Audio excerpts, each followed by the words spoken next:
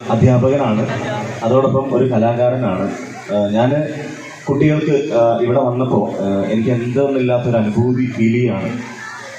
എന്നെ സംബന്ധിച്ചിടത്തോളം ഒരുപാട് സ്കൂളുകളിൽ, ഒരുപാട് വിദ്യാലയങ്ങളിൽ ഞാൻ ഇങ്ങനെ ആർട്സിൻ്റെ അതുപോലെ തന്നെ ആനുവൽ ഡേക്ക് ഇനാഗുറേഷൻ ചെയ്യാൻ പോയിട്ടുണ്ട്, ഗസ്റ്റായിട്ട് പോയിട്ടുണ്ട്.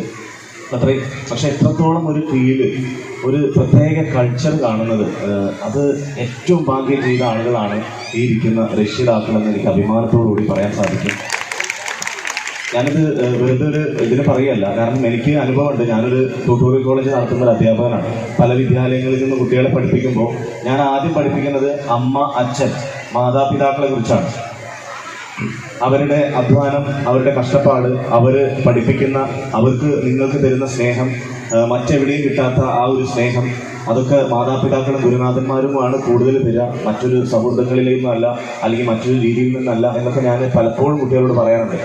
പക്ഷേ ഞാൻ മനസ്സിലാക്കുന്നു, ഈ ഒരു വിദ്യാലയത്തിലെ കുട്ടികൾക്ക് അത്തരത്തിലുള്ള ഒരു ഉപദേശത്തിൻ്റെ ആവശ്യമില്ല. ഈ വിദ്യാലയത്തിലെ കുട്ടികൾ 100% മാതാപിതാക്കളെ അംഗീകരിക്കുന്ന, അനുസരിക്കുന്ന കുട്ടികളാണ്. ആ ഒരു സംസ്കാരത്തിലൂടെയാണ് ഈ വിദ്യാലയത്തിൻ്റെ മാനേജ്മെൻറ്റും അതുപോലെ തന്നെ അധ്യാപകരും അവർക്ക് വേണ്ടി സമയം കണ്ടെത്തുന്നത് എന്നെനിക്ക് മനസ്സിലാക്കാൻ സാധിച്ചിട്ടുണ്ട്.